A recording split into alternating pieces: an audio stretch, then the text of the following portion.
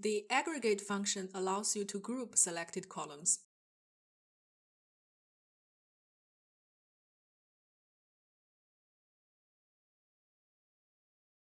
Select the column you want to group, for example, amount.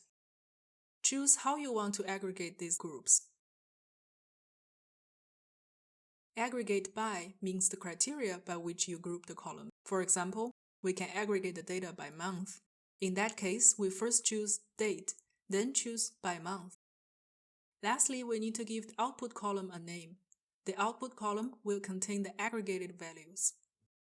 We can preview the results and click on Run Status on the top right corner to check run logs and details of errors if any.